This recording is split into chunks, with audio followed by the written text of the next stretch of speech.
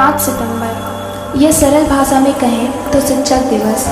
इस दिन का केवल मैं नहीं बल्कि मेरे जैसे ना जाने कितने लाखों छात्र बेसब्री से इंतज़ार करते हैं, क्योंकि यह वह खास दिन होता है जिस दिन हम हजारों बच्चों का प्रेम, हृदय की उमंगें गुरु के लिए गंगा की धारा से भी तेज रहती हैं। हालांकि 5 सितंबर एक अन्य कारण से भी प्रसिद्ध है।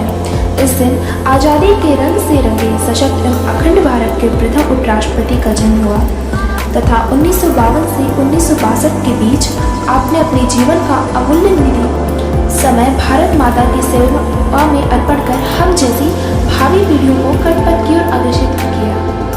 शिक्षक कभी साधारण नहीं होता, क्योंकि प्रलय और सृजन दोनों ही उसकी गोद में पड़ते हैं। तथाकथित गुरुओं को ईश्वर के समान पूजनीय बतलाया गया है। इसीलिए कहा भी जाता है कि गुरुर् ब्रह्मा गुरुर्विष्णु गुरुर्देवो महेश्वरा गुरु साक्षात् परम ब्रह्म तस्मै श्री गुरुवे नमः। यह श्लोक आधुनिक काल में बदलते समाज के पश्चात भी आज भी हर विद्यार्थी के मुख पर विद्यमान है।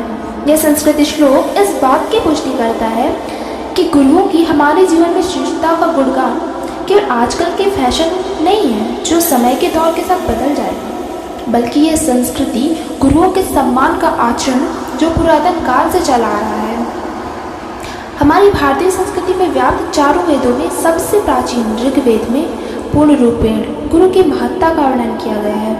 गुरु की महत्ता का वर्णन आसान नहीं है, इसीलिए तो कहा भी गया है कि सात संबंध की मसी करो लेखनी सब बन राई धरती सब कागज करो तब गुरु गुरु लिख्या न जाए।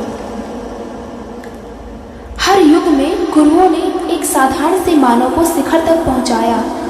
हमारे भारतीय इतिहास के पन्ने इस बात की चीख चीख कर गवाही देते हैं कि शिक्षक वो पैनी धार है जो न तीर से न तलवार से बल्कि अपने तीक्ष्ण विचारों से बड़े साम्राज्य को पलक झपकते धूल चढ़ा सकता है। वो चाणक्य जिसने शिक्षक को तुच्छ समझने वाले अहंकारी, कामी व रास में डूबे स्वयं को विधाता समझने वाले, मगध को अपने पिता की जागीर समझने वाले, नशे में धूत उस मूर्ख को तख्ता पलट कर इतिहास में यह अंकित किया है कि शिक्षक के हाथ में प्रलय व सृजन दोनों की ताकत होती है। वो चाणक्य ही थे जिन्होंने आज भी दिलों में विष्णुगुप्त के नाम से अपनी जगह बनाई है। मैं शिक्षा की ताकत के बल पर ही उसने एक छोटे से शूद्र को मगध व अखंड भारत का साम्राज्य सौंपकर ब्राह्मणवाद को भी झकझोर कर रख दिया था।